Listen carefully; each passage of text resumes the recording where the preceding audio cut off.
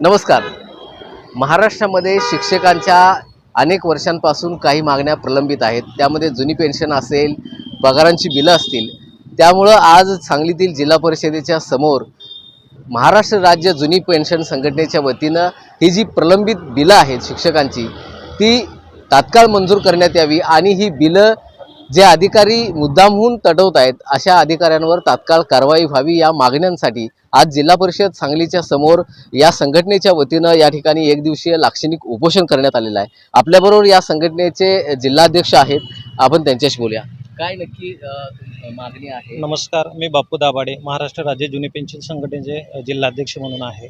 सांगली जिल्ह्यातील इव्हन कोल्हापूर विभागातील बहुसंख्य शिक्षक शिक्षकेतर कर्मचारी बंधू भगिनींचं वर्षानुवर्ष थकीत बिलं ठेवली, मुद्दामी ही ठेवली जातात। कारण असं आहे, वर्षातनं एकदा मार्च असतोय आणि मार्चला पुन्हा शिक्षकांना वेटीस धरलं जातं।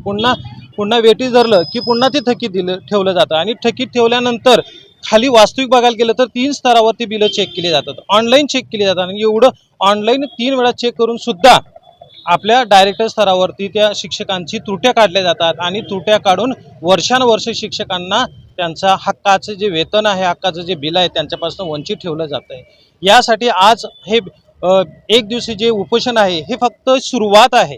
जर या उपोषणाची दखल प्रशासनानं, शिक्षण संचालक यांनी जर दखल घेतली नाही तर पुढच्या कालखंडामध्ये आम्ही सर्व शिक्षक बेमुदत शाळा बंद करू आणि बंद करून डायरेक्ट आम्ही रस्त्यावर उतरू। धन्यवाद। नक्कीच आपल्यावर काही शिक्षक आहेत जे काम प्रत्यक्षपणे काम करत आहेत, त्यांच्या नक्की अडचणी काय या संदर्भात आपण बोलू।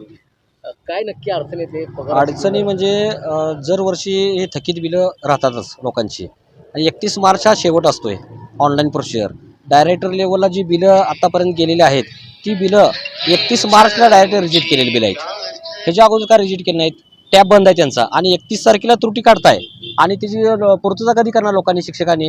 अशा समस्या असल्यामुळे ती बिलं आहे तशीच पेंडिंग संचालक लेवलला आहेत।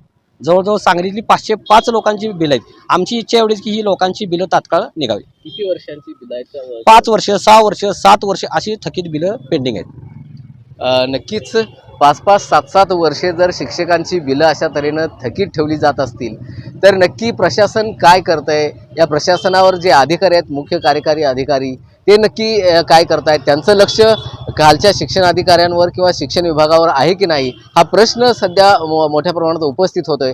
आणि 5-5, 7-7 वर्षांची ही बिलं या शिक्षकांची वर्षानुवर्ष काम करूनही, वर्षभर काम करून शिक्षकाचं काम करता करता इतरही कामं करत ते शिक्षक काम करत असतात आणि त्याचा बोजा, त्याचा ताण मोठ्या प्रमाणावर या शिक्षकांच्या मेंदूवर असतो। आणि असं असतानाही हे चांगल्या पद्धतीनं ज्ञानदानाचं काम करत असतात आणि तरीसुद्धा त्यांची जी बिलं जी आहेत ती 5-5, 7-7 वर्षे जर थकीत राहत असतील तर यांच्या रोजीरोटीचा प्रश्न सध्या निर्माण होऊ शकतोय आणि याकडे कुठंतरी प्रशासनाचं दुर्लक्ष होतंय।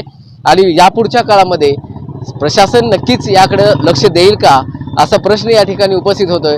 अन्यथा इथून पुढच्या काळामध्ये ही आमच्या आंदोलनाची सुरुवात आहे। जर ही थकीत बिलं ताबडतोब काढली गेली नाहीत तर पुढच्या काळामध्ये बेमुदत आंदोलन करून आम्ही रस्त्यावर उतरू अशा तऱ्हेचा इशाराही संघटनेच्या वतीनं देण्यात आला आहे। मोहन राजमाने, नवराष्ट्र न्यूज, सांगली।